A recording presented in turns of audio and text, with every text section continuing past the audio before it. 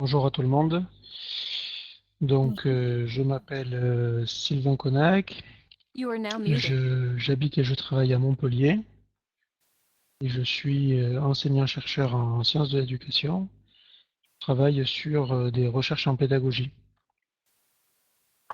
Et donc, ce qui va nous réunir là pendant une petite heure, c'est de s'entendre sur une façon de penser une partie de la pédagogie, c'est-à-dire la coopération entre élèves. Donc c'est quelque chose qui est très à la mode, qui est ancien, qui est souvent conseillé, voire mis en avant pour montrer des formes de qualité d'enseignement, mais qui soulève tout un tas de problèmes, principalement parce que en faisant coopérer des élèves, c'est très facile de mettre de côté, d'isoler, voire de décourager les enfants les plus fragiles scolairement. Voilà. Donc aujourd'hui l'objectif ça peut pas être en une heure de savoir comment on peut faire coopérer des élèves, mais plutôt de voir de quoi on parle. Qu'est-ce qui est coopératif, qu'est-ce qui ne l'est pas, et quelles seraient les principales façons d'organiser de la coopération. Alors, la première idée, c'est qu'est-ce qu'on entend par coopération? Pas forcément à l'école, pas forcément en éducation. Qu'est-ce qu'on entend par coopération dans le monde du vivant, surtout, ce qui concerne les choses qui vivent.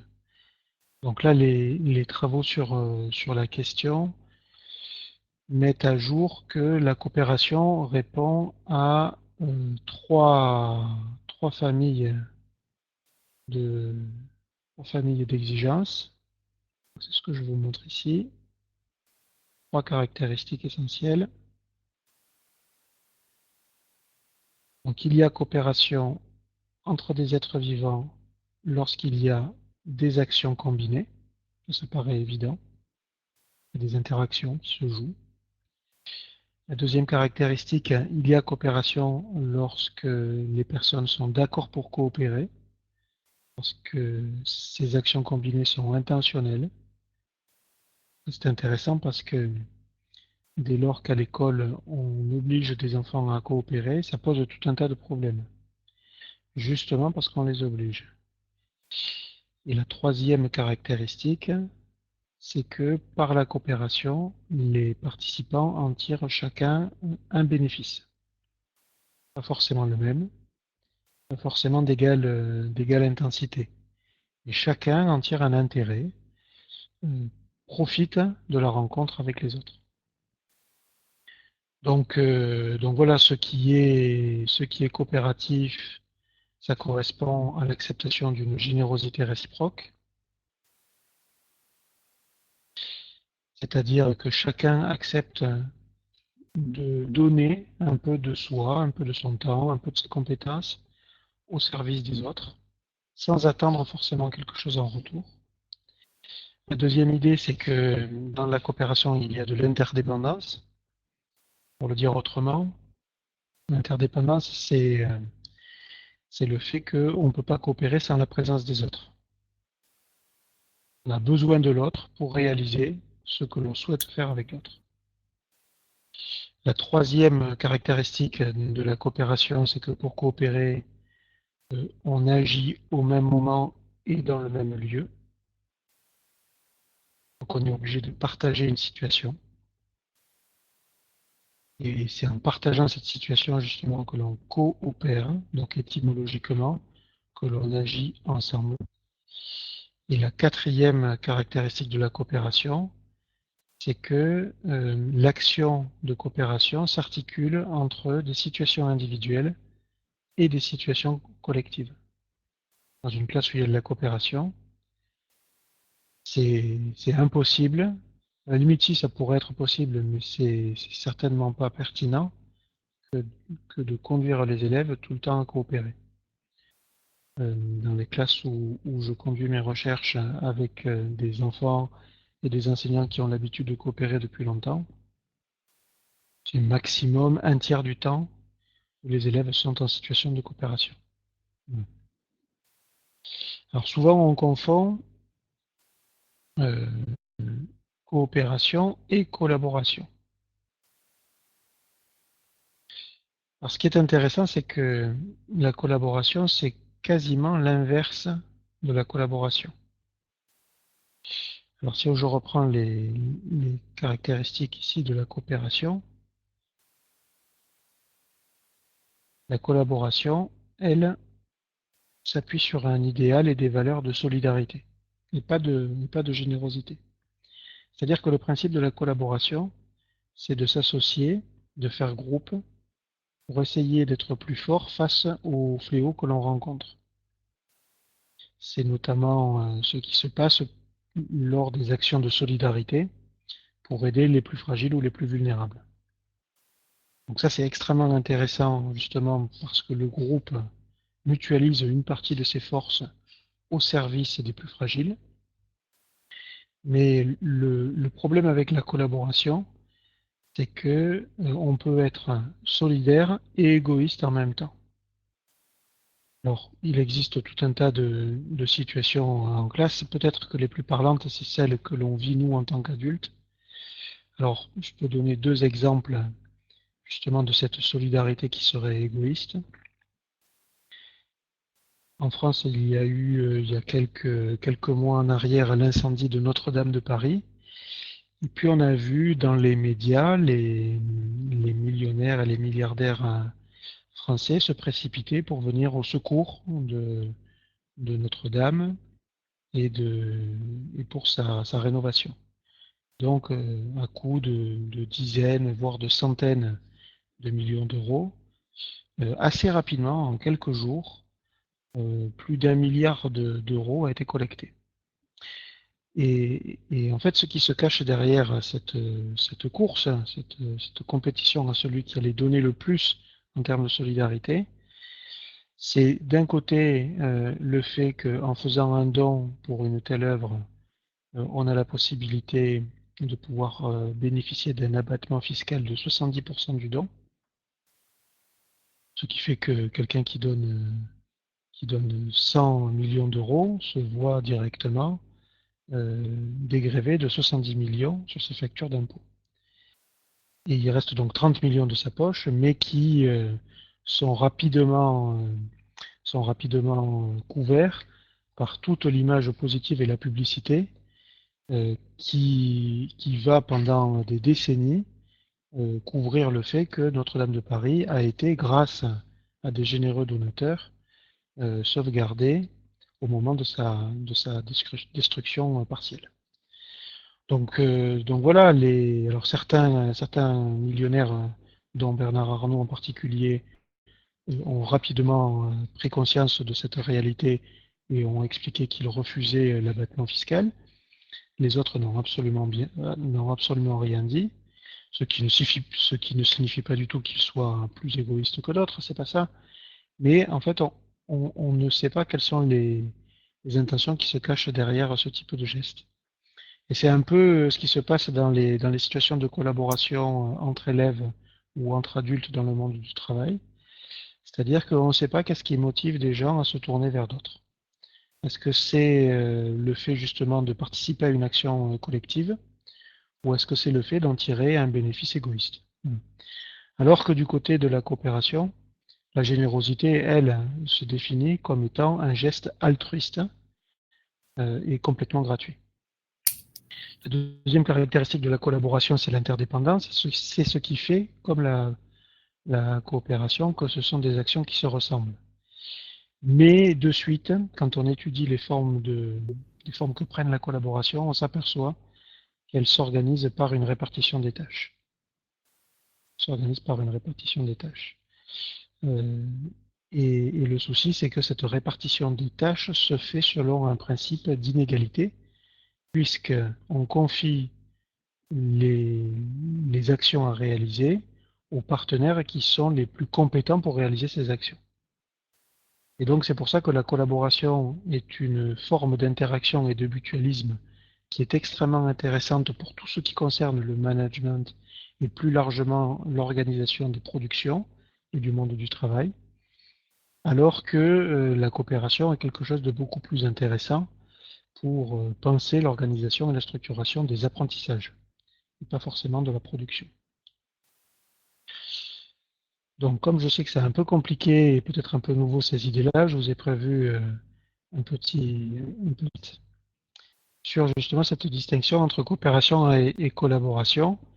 Donc, je vous laisse répondre entre la proposition A, B, C ou D. On peut se donner 30 secondes encore. Il n'y a rien à gagner, il n'y a rien à perdre, hein.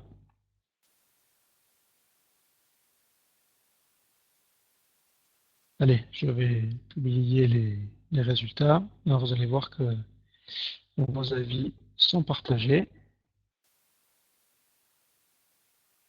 Donc, il y en a 3 qui répondent à la réponse A, et puis une réponse B, 2 qui répondent C, 2 qui répondent D. Alors, on va pouvoir discuter de ça.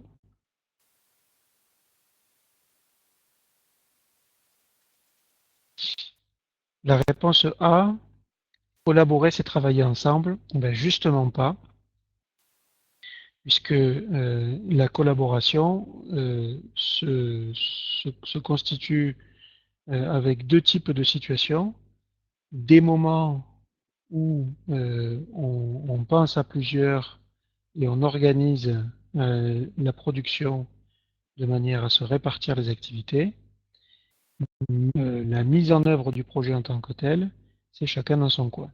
C'est pour ça qu'on dit que dans une équipe, les membres de l'équipe sont des collaborateurs parce qu'ils s'entendent à plusieurs pour la mise en œuvre, pour la conception du projet. Mais ensuite, dans une équipe d'enseignants, par exemple, chaque enseignant se retrouve seul dans sa classe avec ses élèves. Donc ça ne peut pas être la réponse.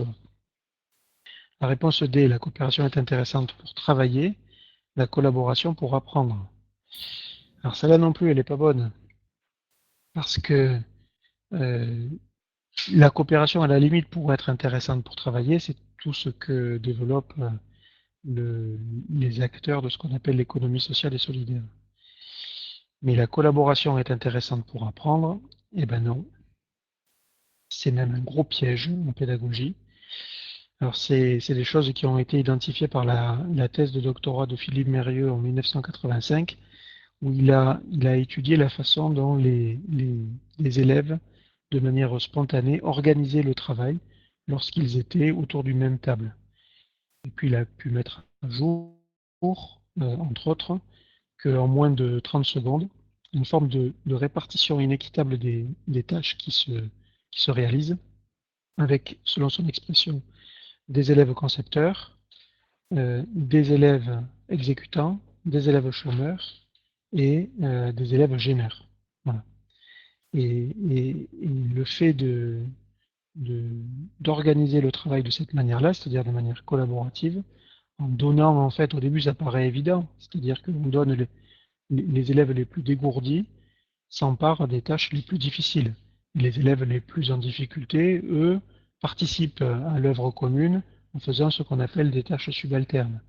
Mais au final, par une telle division du travail, il n'y a que les élèves qui ont le plus réfléchi et qui se sont le plus engagés dans la tâche qui ont appris.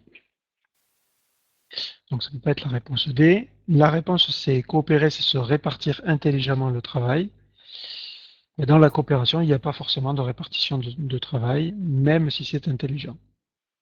On verra que le principe de la coopération n'est pas la production, mais bien l'apprentissage.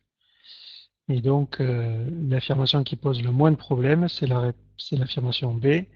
La coopération en pédagogie, effectivement, c'est une modalité de travail qui vise à ce que les élèves apprennent mieux seuls. Voilà, donc j'ai repris ces éléments-là dessous. Alors, je ne sais pas comment on enlève là le... You are now Hop, hop, hop, unmuted. le You are now petit... unmuted. Bon, tant pis. Ce que je viens de l'expliquer, on va pas l'enlever, d'accord. You Donc are now muted. j'ai repris ces éléments ici dessous en expliquant que la coopération entre élèves, ça regroupe l'ensemble des situations où des élèves sont amenés à apprendre ou produire à plusieurs. Ils agissent ensemble mais dans une double optique, celle de mieux apprendre individuellement, parce que effectivement, on ne peut apprendre qu'individuellement parce qu'on a chacun d'entre nous qu'un seul cerveau, mais on apprend mieux avec d'autres. Et la deuxième logique, c'est le fait d'affermir ce qu'on appelle les liens du collectif, c'est-à-dire se sentir faire partie d'un groupe et être en mesure de pouvoir être, être convaincu que les autres vont pouvoir nous aider lorsque l'on rencontre des difficultés. De manière,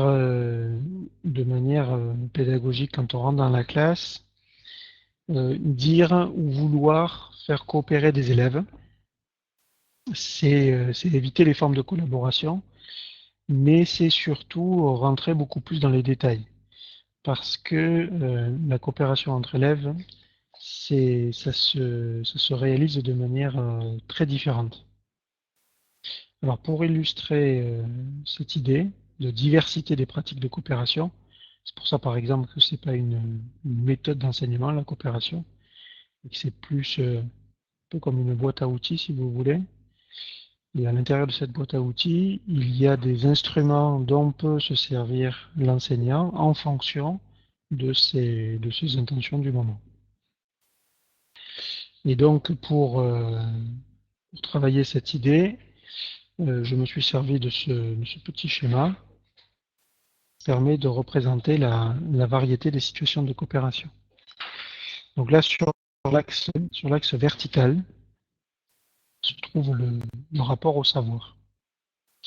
C'est-à-dire, ici, là, avec une relation symétrique, se cache ce qu'on appelle un lien de parité.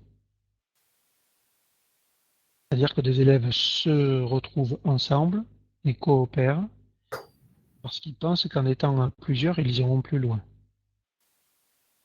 Alors qu'en bas, on est plus dans une relation dissymétrique où les élèves se réunissent justement parce que il y en a un ou une qui dispose de compétences, de talents ou de connaissances que les autres ne maîtrisent pas encore. Et les élèves qui les ont sollicités espèrent qu'à travers cette dissymétrie, ils vont pouvoir en tirer un bénéfice et apprendre quelque chose de nouveau. Donc l'axe vertical, c'est l'axe du rapport au savoir. Et l'axe horizontal, c'est le rapport à la consigne. Ici, la situation est formelle lorsque la consigne a été donnée par l'enseignant. Et les élèves coopèrent parce que l'enseignant les a conduits à travailler de cette manière-là. Et de l'autre côté, on est plus dans une situation informelle où si les élèves coopèrent, c'est parce que ils ont décidé de travailler de cette manière-là. Et ils avaient la possibilité de ne pas le faire. Donc quand on prend cette représentation-là, on est en mesure de pouvoir placer plusieurs, qu'on appelle déclinaisons de la coopération. C'est-à-dire plusieurs façons de concevoir la coopération comme étant une manière soit de mieux permettre aux élèves d'apprendre, soit de mieux se sentir faire partie d'un groupe. Alors, la forme de coopération la plus, on pourrait dire, commune, c'est ce qu'on appelle de l'aide. Donc l'aide, ça correspond à une situation où un élève qui bloque, plutôt que de rester seul et coincé, il fait la démarche parce qu'il est encouragé à la faire, à aller solliciter un copain ou une copine. Donc ça, c'est extrêmement intéressant justement pour lutter contre la petite difficulté scolaire et contre l'ennui scolaire. Les situations d'aide donc sont dissymétriques parce qu'on ne peut pas obtenir de l'aide de la part de quelqu'un qui n'est pas en mesure de pouvoir l'apporter. Et elle est informelle parce que si l'aide est organisée par l'adulte, elle perd son caractère authentique, en tout cas une partie de son caractère authentique. Et le souci avec cette perte-là, c'est que lorsque l'aide est imposée à un élève qui ne l'a pas demandé, voit venir à côté de lui un copain ou une copine qui a été envoyé par le maître ou la maîtresse, c'est un risque énorme que l'on prend en tant qu'enseignant parce que ça peut fortement jouer sur ce qu'on appelle le sentiment de compétence de l'élève qui reçoit cette aide. Comme il n'a rien demandé et comme l'aide se passe devant tout le monde, c'est une façon de lui signifier qu'il est en train d'être en difficulté. C'est pour ça qu'on n'a pas le choix, pour organiser l'aide afin d'éviter cette dérive potentielle, de laisser les élèves prendre l'initiative de la déclencher quand ils en ressentent le besoin. Et puis la plupart du temps, ces types d'aide à l'initiative des élèves se font de manière discrète. Par exemple, la consigne qui consiste à ce que l'enseignant dise à des élèves, si vous rencontrez un problème, vous marquez votre nom, votre prénom au tableau, et quelqu'un viendra vous aider, elle est extrêmement risquée parce que les seuls qui arrivent à noter leur tableau et à signifier leur incompétence sur le moment sont ceux qui sont justement en situation de compétence dans plein d'autres domaines dans la classe. Des élèves très fragiles, ça va être extrêmement difficile qu'ils acceptent de faire ce geste-là. Les situations d'entraide, c'est complètement autre chose. C'est pas de l'aide mutuelle, c'est-à-dire tu m'as aidé donc j'accepte de t'aider. Les situations d'entraide, c'est lorsque des élèves se retrouvent à plusieurs en ne parvenant pas à résoudre un même exercice. Donc comme ils n'y arrivent pas tout seuls, ils se disent que peut-être à plusieurs, on sera plus fort. Donc ils se regroupent. Ces regroupements d'élèves, c'est ça qu'on appelle des situations d'entraide. Alors c'est intéressant l'entraide parce que ça donne la possibilité aux élèves de ne pas être seuls face aux situations de blocage. Et ça leur donne aussi la possibilité d'accéder à des idées, des formes de questions, des formes de techniques auxquelles ils n'auraient pas pensé tout seuls. C'est justement cette diversité de nouvelles idées qui fait qu'en les combinant, il y a plus d'élèves qui vont pouvoir trouver des portes de sortie à ce qui pose problème dans la réalisation de leurs problèmes. Le souci avec l'entraide, c'est qu'il y a des élèves qui choisissent l'entraide pour moins travailler. Et donc, on a besoin auparavant de leur dire faites attention quand vous décidez par exemple de faire vos devoirs à plusieurs, que ce ne soit pas qu'un seul élève qui travaille, parce qu'au final, ce ne sont que les élèves qui s'engagent dans l'activité qui vont apprendre et qui vont profiter de la situation. Alors ensuite, ici, là, on a un autre ensemble du côté des coopérations formelles. C'est-à-dire des coopérations où l'adulte est beaucoup plus intervenu pour organiser la situation. Alors, on peut commencer par le tutorat, qui est effectivement une forme d'aide. Et si on l'a mis du côté de situation formelle, c'est parce que l'enseignant est beaucoup plus intervenu pour former les élèves. Dans le tutorat, et c'est la différence majeure avec l'aide, tous les élèves sont formés en début d'année. Et ils sont formés sur deux domaines, les gestes qui consistent à, à essayer d'aider quelqu'un, donc ce qu'on appelle les gestes du tuteur, mais aussi les gestes qui consistent à demander de l'aide à quelqu'un, ce qu'on appelle les gestes de tutorer. Parce que la première condition de réalisation d'un tutorat, c'est effectivement la formation des élèves.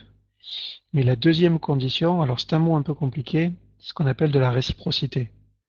C'est-à-dire que pour qu'un tutorat soit intéressant dans une classe, il est quasi indispensable que tous les élèves aient accès au statut de tuteur.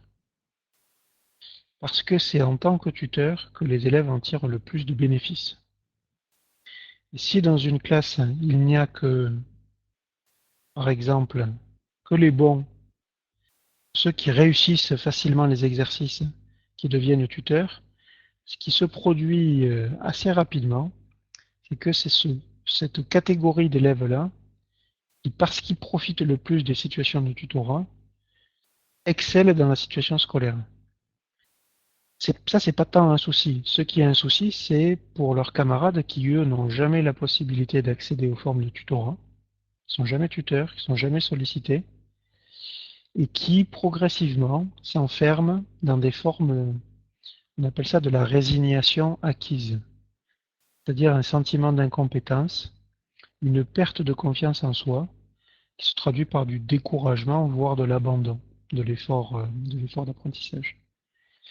Et donc voilà, ce qui est au cœur là des principes de tutorat, c'est-à-dire cette obligation de réciprocité, c'est ce qui distingue farouchement la pratique de tutorat de celle de monitorat.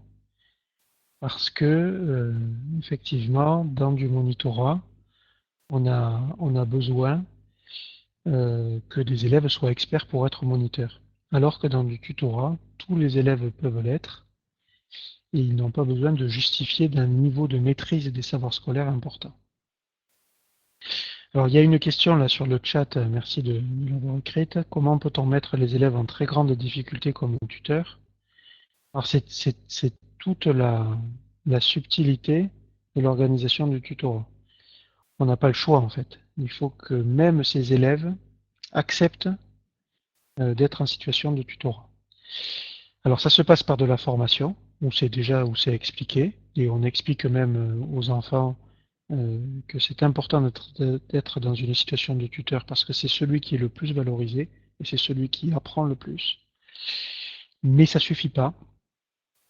Et une autre façon très porteuse de pouvoir justement la réciprocité, c'est ce qu'on appelle des marchés de connaissances. Donc au sein du réseau de la mission laïque, vous pouvez notamment regarder ce qui se passe du côté de l'école de Portland aux États-Unis, parce qu'il y a un enseignant qui s'appelle Cédric Stapar qui met régulièrement en place des marchés de connaissances avec ses élèves. Le principe est relativement simple. On demande aux enfants de préparer un stand. Alors c'est pas un stand où ils vont vendre des fruits et des légumes. C'est un stand où ils vont transmettre une expérience, une technique, un savoir particulier à des copains et des copines qui vont venir s'inscrire sur ce stand. Un marché de connaissances s'appuie sur un triple adage. La première idée, c'est que euh, personne ne sait tout. L'omniscience n'existe pas. La deuxième idée, c'est que personne ne sait rien. Tout le monde sait quelque chose que les autres ignorent. La troisième idée, c'est que le savoir est gratuit et se propage par de la diffusion. Et donc, ce qui est fait pour organiser un marché de connaissances, c'est un premier temps où on demande aux enfants de penser à une idée de quelque chose qu'ils savent qui va pouvoir intéresser les autres. Alors, on peut aller en tant qu'enseignant jusqu'à aider des enfants à trouver des idées. Surtout au début avec des élèves qui vont dire mais moi je sais rien parce qu'ils pensent que ce qui est attendu n'est que dans le champ des savoirs scolaires. Alors qu'on peut très bien mettre en place un stand qui n'a rien à voir avec les savoirs qui sont traditionnellement enseignés à l'école. On peut très bien parler d'un voyage, on peut très bien parler d'une recette de cuisine, on peut très bien présenter un origami, une technique de sport, un instrument de musique. Tout a sa place en fait dans un marché de connaissances. Donc les enfants préparent leur stand, ils apportent de la maison le matériel qu'ils auraient potentiellement besoin d'utiliser. C'est pas à la charge de la classe ou de l'école. Et quand le marché commence, donc les enfants sont bien avertis, le groupe est coupé en deux.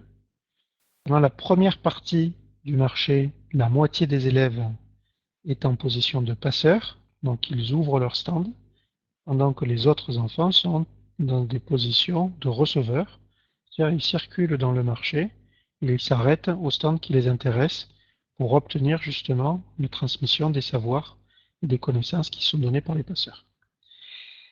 Et puis au bout de 20 minutes, une demi-heure, trois quarts d'heure, ça dépend de ce qui a été institué, l'enseignant arrête la première partie du marché et puis fait inverser les fonctions. Ceux qui étaient passeurs deviennent receveurs et ceux qui étaient receveurs se mettent à organiser leur stand et à accueillir les copains receveurs. Donc les marchés de connaissances se terminent toujours par un petit bilan pour que chaque enfant puisse dire ce que ce marché lui a permis de découvrir de nouveau et puis quelles sont les techniques de transmission de connaissances qui ont été les plus appréciées. Voilà. Donc, justement parce que dans un marché de connaissances, on ne laisse pas le choix aux enfants s'ils peuvent ou pas tenir un stand, tous les enfants, y compris les enfants en très grande difficulté, sont en situation et vivent des expériences où on vient les voir parce qu'ils possèdent des connaissances qui sont intéressantes pour d'autres. Après, une autre façon, une troisième façon, après la formation et les marchés de connaissances, pour justement encourager les élèves en très grande difficulté à être tuteurs, ça passe par des gestes professionnels un peu élémentaires en tant qu'enseignant, élémentaires dans le sens ordinaire, quotidien. Parce que l'enseignant lui-même est sollicité par des enfants pour obtenir des aides. Et ça, et ça peut arriver, même régulièrement, que des enfants sollicitent l'adulte pour des aides qui sont pas importantes et pas difficiles. Ben à ce moment-là, ces gestes professionnels élémentaires, c'est de dire à ces enfants-là, j'ai pas le temps de te répondre, mais en revanche, si tu vas demander à tel copain ou telle copine, et on fait exprès de choisir des élèves qui n'ont pas encore été sollicités comme tuteurs, ben ces enfants-là vont pouvoir répondre à ta question. Voilà, et puis ensuite, on peut basculer vers un bloc beaucoup plus conséquent avec d'autres pratiques de coopération. Alors, les conseils coopératifs, ce sont des choses qui sont assez connues, les conseils d'enfants, les conseils d'élèves, les assemblées démocratiques d'enfants. Ce sont des choses qui sont assez bien connues dans le monde des professeurs des écoles, un peu moins du côté des professeurs de collège et lycée, même si ça correspond pleinement au projet de départ des heures de vie de classe. Le conseil coopératif, c'est un exercice d'éducation à la démocratie. C'est une situation d'apprentissage de la démocratie en vivant la démocratie. C'est-à-dire que lorsque le conseil se réunit, donc tous les enfants se mettent en cercle, et le principe du conseil, c'est de prendre des décisions qui concernent le groupe. Il y a deux types de décisions qui sont, euh, qui sont abordées en conseil. Ce sont les projets de la classe, alors soit pour faire naître de nouveaux projets, soit pour faire le point sur des projets en cours, histoire qu'ils ne s'étiolent pas progressivement. Et puis la deuxième raison qui alimente les conseils coopératifs, ce sont les problèmes et les satisfactions de la classe. On rencontre un problème, par exemple, lié à trop de bruit ou lié à une utilisation du matériel inapproprié, c'est un conseil qu'on peut, à plusieurs, essayer de trouver des solutions pour résoudre ces problèmes. Voilà. Donc, les conseils coopératifs, c'est une fois par semaine, une fois tous les 15 jours, et ça vise à enseigner la citoyenneté par l'exercice de ce qu'on appelle la mitoyenneté, c'est-à-dire le fait de d'abord penser à celles et ceux avec qui on vit au quotidien, les copains, les copines et puis les adultes qui sont dans la classe. Les jeux coopératifs, c'est une autre déclinaison de coopération. Alors, ce sont des jeux, c'est-à-dire basés sur la recherche de plaisir et de victoire. Mais pour gagner un jeu coopératif, on ne peut y aboutir que tous ensemble. Dans un jeu coopératif, il ne peut pas y avoir d'éliminés. Et soit on gagne tous ensemble, soit on perd tous ensemble. Et c'est justement toute la subtilité des jeux coopératifs que de contraindre les élèves à développer des stratégies qui parfois sont extrêmement compliquées, mais qui ne peuvent faire gagner qu'en associant tous les membres du groupe à la potentielle réussite de l'activité. Alors, je peux vous donner, un exemple. En début d'année, un des jeux coopératifs faciles à mettre en place, c'est de dire par exemple aux enfants, voilà, sans parler, essayez de vous regrouper par signe astrologique. Ou essayez de vous regrouper par mois de naissance. Ou essayez de vous mettre par ordre alphabétique de deuxième lettre de votre prénom. Voilà. Et donc, soit on y arrive tous ensemble en développant des stratégies qui ne sont pas évidentes, soit il y en a un qui se met à parler et ça fait perdre tout le monde. Un autre exemple de jeu coopératif, c'est ce qu'on appelle les chaises musicales inversées. Donc j'imagine que tout le monde connaît les chaises musicales, qui est un jeu un peu bête et méchant. Mais le principe des chaises musicales inversées, c'est de mettre des chaises en rond et il y a une chaise en moins qu'il y a d'enfants dans le groupe, de lancer de la musique. Quand la musique s'arrête, la consigne, c'est que tout le monde s'assoit sur une chaise et que tout le monde trouve une place de telle manière que pendant 5 secondes, aucun pied ne touche le sol. Donc au début, c'est assez facile, mais à chaque tour, on enlève une chaise. Et donc progressivement, ça devient une tâche ardue et les enfants ne peuvent que trouver des stratégies de plus en plus sophistiquées pour accepter des enfants sur leurs genoux, les faire monter au-dessus d'eux et essayer de battre le record de la classe, de l'école, voire d'un réseau de classes avec qui on essaye de battre ces records. Voilà. Les jeux coopératifs, c'est une pratique de coopération très intéressante parce que ça permet de lutter de manière assez efficace contre les tensions et les conflits qui peuvent exister dans un groupe. Une autre forme, c'est l'ensemble des discussions démocratiques qui n'ont rien à voir avec les conseils ou les jeux coopératifs. Je pense notamment aux discussions à visée philosophique, dont le principe est d'essayer de répondre à plusieurs à une question à laquelle on ne peut pas répondre par une leçon en classe ou par une décision en conseil. Euh, Voilà, par exemple, comme question de départ, la dernière auquel j'ai été confronté, c'est on imagine un volcan qui rentre en éruption et ce volcan en vient à tuer des gens. Voilà. Est-ce que c'est juste que le volcan ait tué des gens? Un autre exemple de discussion démocratique, discussion philosophique, c'est quelle différence on peut faire entre un ami, un copain et un amoureux? Voilà. Ce sont des questions auxquelles il n'y a pas de réponse tranchée, mais justement parce qu'il n'y a pas de réponse unique ou que l'on peut prendre par des modalités de décision, c'est intéressant de se les poser à plusieurs, et en se les posant à plusieurs, on en vient à activer ce qu'on appelle la pensée réflexive, c'est-à-dire à mieux apprendre à penser par soi-même. Et notamment le fait d'apprendre à ne pas seulement dire ce qu'on pense, mais d'abord à penser ce que l'on veut dire. Voilà, de manière à ne pas être, en tant qu'enfant, en tant qu'adolescent ou en tant qu'adulte, à ne pas être systématiquement influencé par le dernier avis ou l'avis de la personne la plus influente.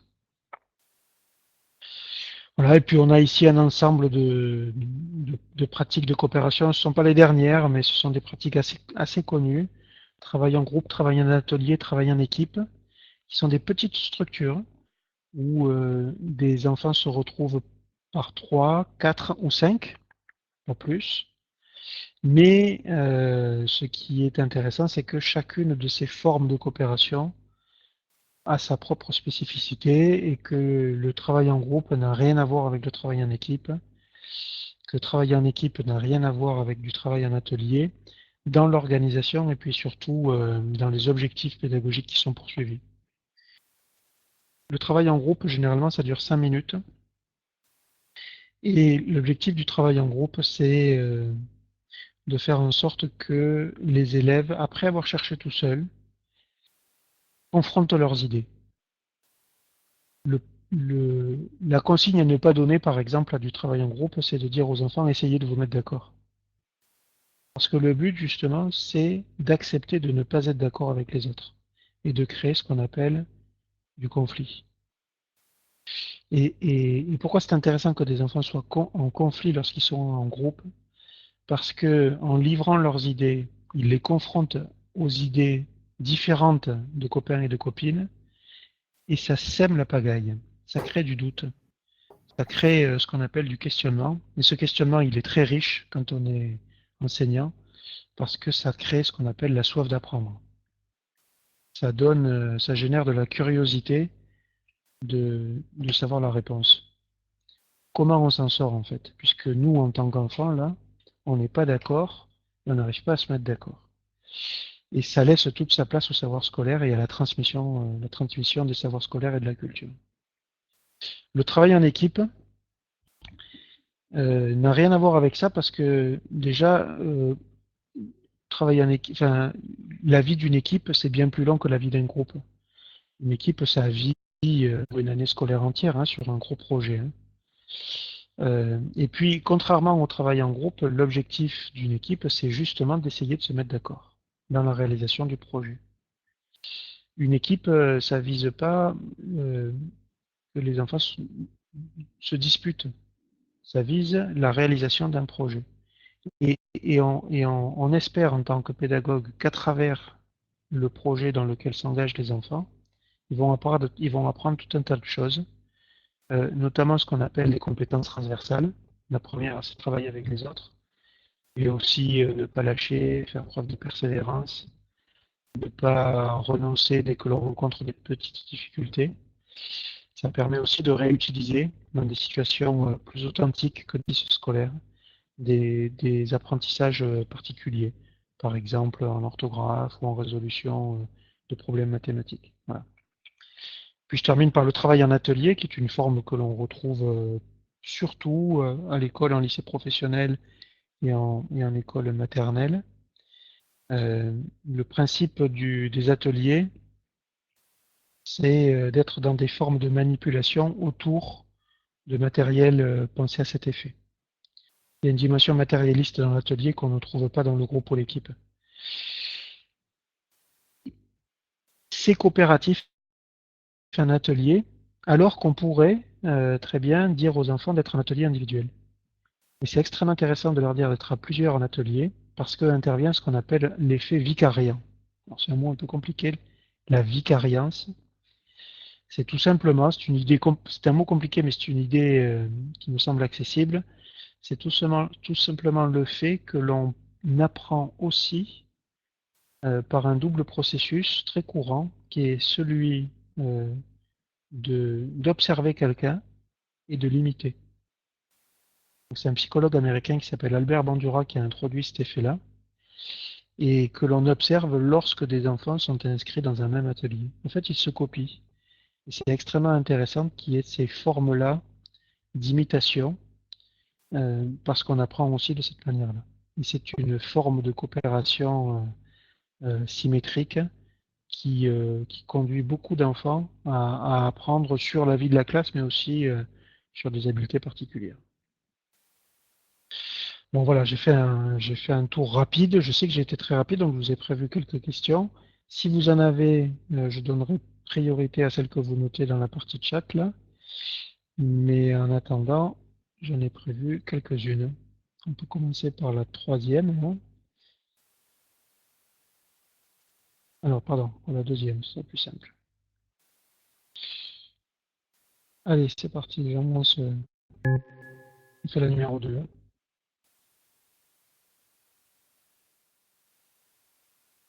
Allez, je vais publier. Alors, est-ce que vous voyez le résultat? C'est bizarre. Hein. Ça n'apparaît pas, je crois. You are now Alors unmuted. moi, ce que j'ai vu quand c'était publié, c'est que il y a eu énormément de réponses D. Voilà. Le plus important, c'est que tout le monde puisse aider.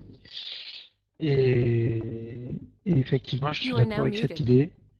C'est une des précautions importantes quand on pense à vouloir faire coopérer les enfants, surtout dans les formes de coopération dissymétrique. Alors, aider, c'est faire à la place de l'autre. Ben, ça peut paraître parfois altruiste que de faire à la place de l'autre, mais c'est problématique parce que souvent on l'empêche de faire par soi-même et donc de profiter de la situation pour apprendre. Il y a des enfants qui font à la place de l'autre pour rendre service, et c'est justement ce qui permet de distinguer le tutorat de l'aide. Parce que quand on forme des élèves, ils comprennent très rapidement quelles sont les impasses liées au fait de faire à la place de l'autre. Les élèves apprennent mieux entre eux qu'avec un adulte. Eh bien non, parce que les adultes, surtout les enseignants, sont des professionnels de l'apprentissage, on dit même des ingénieurs de l'apprentissage. Les élèves apprennent mieux avec un enseignant. Mais ce que la coopération et l'aide apportée par un copain peut apporter en plus qu'un adulte, c'est la diversité des formes de réponse. Dans une classe où il y a de l'aide, de l'entraide et du tutorat, on est quasiment dispensé en tant qu'enseignant de mettre en place des formes de différenciation pédagogique. Parce que lorsque une consigne est donnée ou lorsqu'un élève rencontre une difficulté dans la réalisation d'un exercice, il peut demander à un adulte, mais il peut surtout obtenir des aides diversifiées auprès de plein d'autres copains et copines dans la classe. Et puis ce sont ceux qui obtiennent l'aide et qui apprennent le plus. Non, c'est le contraire. Hein. C'est ce que je disais tout à l'heure, c'est ce qu'on appelle l'effet tuteur. Alors, question numéro 3, c'est ici. Je vous laisse y répondre.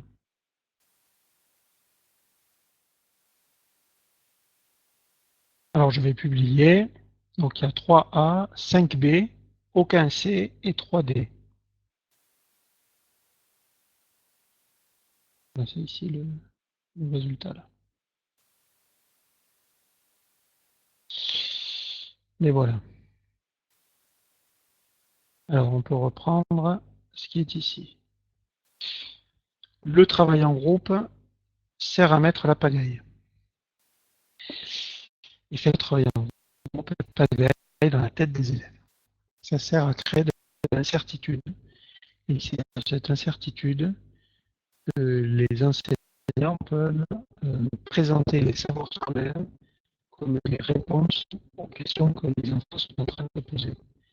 Dans le cognitif, c'est ce qu'on appelle le kairos, c'est-à-dire le moment le plus opportun pour que l'information puisse être le mieux comprise et commencer à être le mieux ancrée d'un point de vue des apprentissages.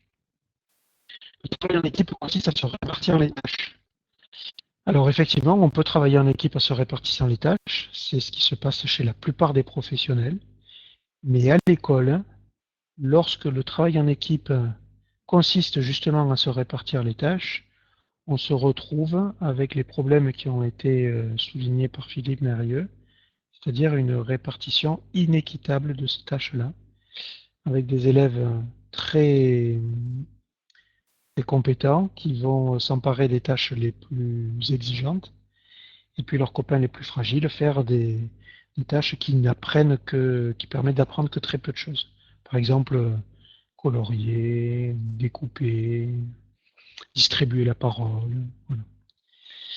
Donc, lorsque on met les élèves en équipe à travers des démarches de projet, justement, toute la subtilité de ces formes de coopération, c'est d'expliquer aux élèves, d'éviter de se répartir de manière inéquitable les tâches, quitte, pourquoi pas, à organiser des rotations, par exemple, mais pas seulement.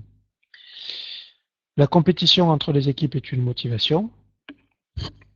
Alors, ça peut être une motivation. Le problème, c'est que cette motivation-là, elle sert à fabriquer des gagnants et une majorité de perdants. Voilà. Et donc, c'est un peu le souci de ce qu'on appelle la compétition mortifère. Toutes les compétitions ne sont pas mortifères. Il existe tout un tas de formes de compétition qui se traduisent par de l'émulation, c'est-à-dire des volontés de se dépasser soi-même, qui sont intéressantes dans les classes. Mais mettre des équipes dans une classe en compétition les unes par rapport aux autres est très risqué du point de vue des équipes qui vont être les plus en difficulté. Et puis c'est important d'évaluer le travail en groupe. Bah, de mon point de vue, non, c'est pas important, même si ça vaut le coup de faire un petit bilan pour améliorer les fonctionnements. Mais c'est pas important parce que c'est pas un objectif en fait. L'évaluation, c'est plutôt un moyen. Comme je vois qu'on n'avait pas mis de questions, je vous mets la question numéro 4. Pour prendre une décision, en conseil, notamment en conseil coopératif, il vaut mieux. Je vous laisse réfléchir à ça.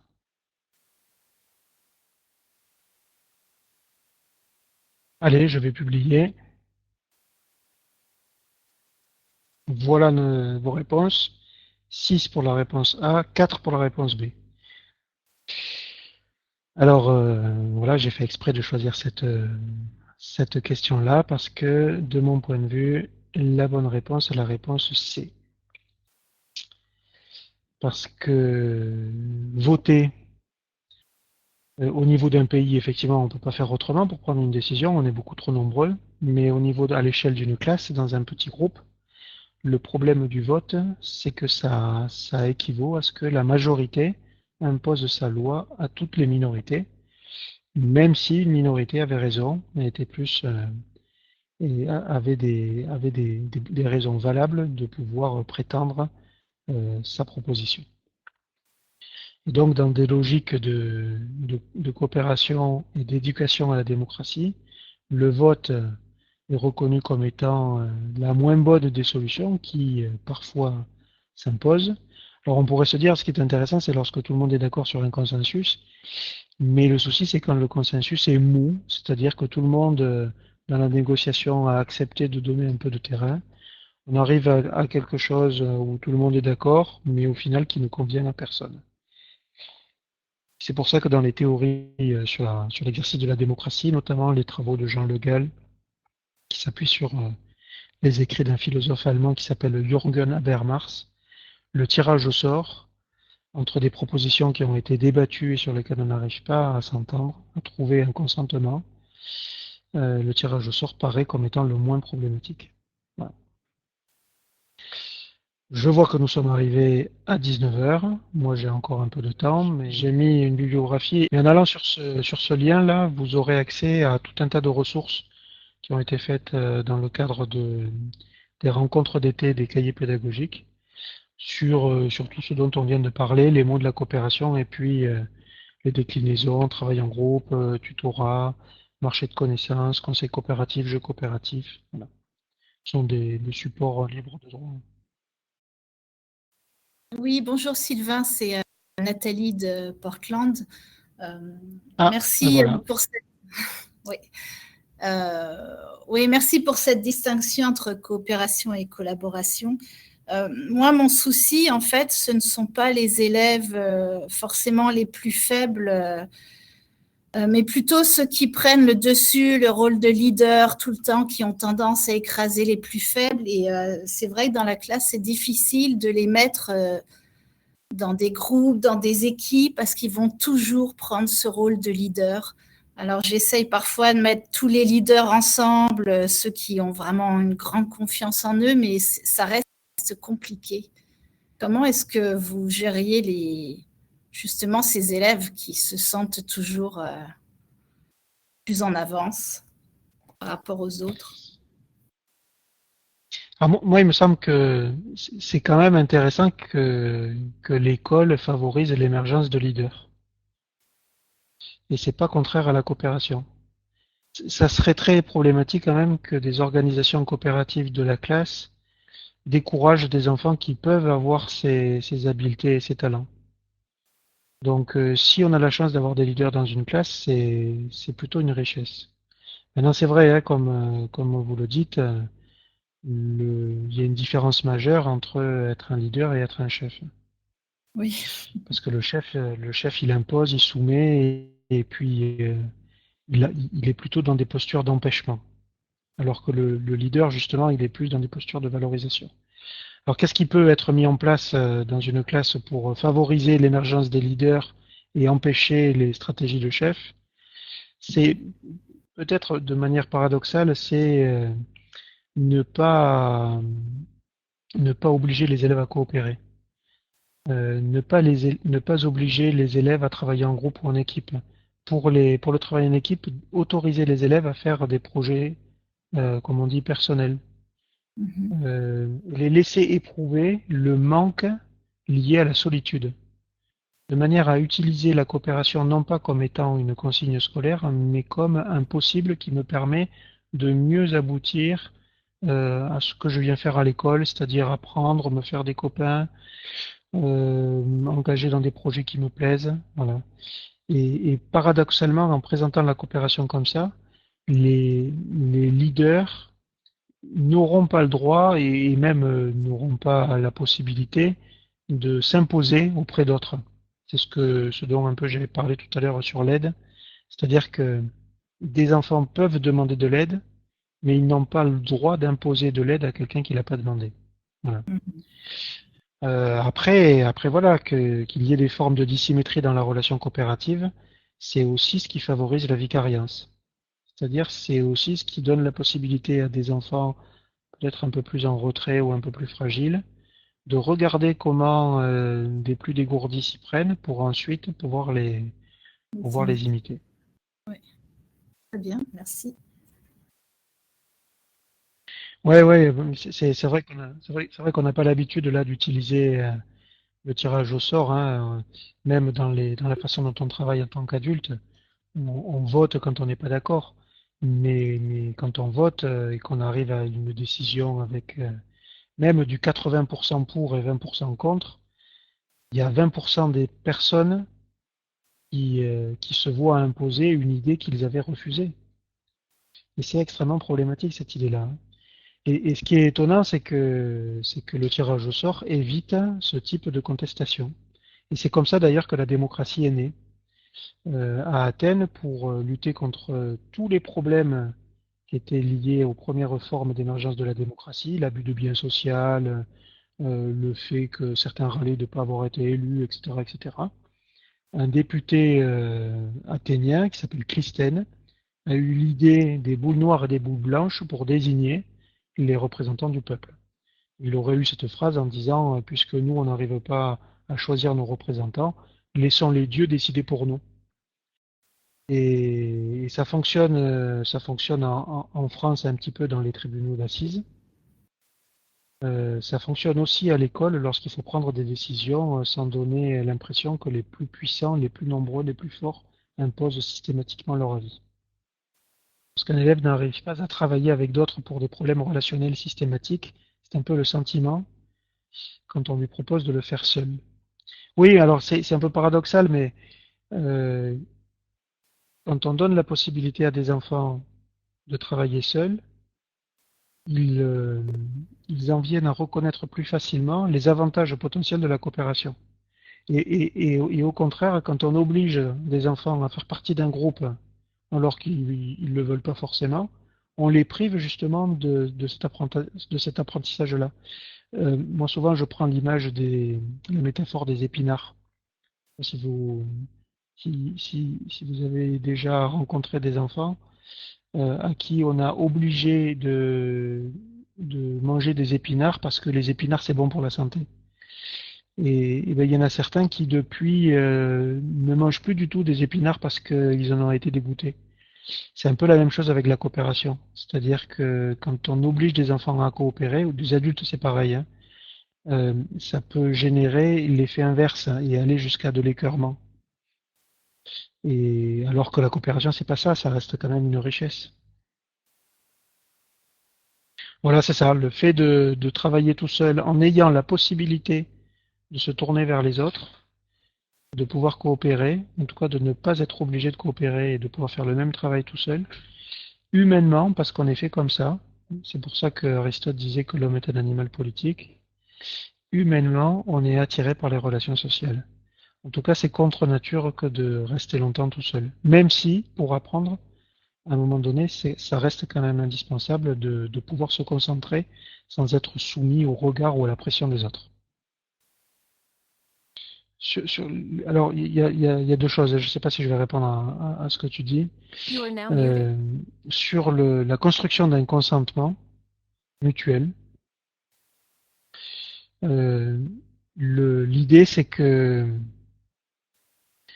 euh, c'est que c'est quelque chose qui s'obtient lorsqu'on pose la question qui est contre, alors qu'on a l'habitude plutôt dans des assemblées démocratiques de poser la question qui est pour. Et ce qu'on a pu observer, c'est que quand on demande à des enfants qui est pour, donc tous ceux qui sont d'accord lèvent la main, ça paraît une évidence, mais il y en a d'autres, il y en a certains qui lèvent pas la main. Ben, ça signifie pas du tout qu'ils soient contre. Il y en a beaucoup qui n'ont pas écouté et d'autres qui n'ont pas d'avis. En sociocratie, alors c'est un peu cette idée-là, dans ce monde-là qu'on a pu découvrir ces façons de faire. En sociocratie, les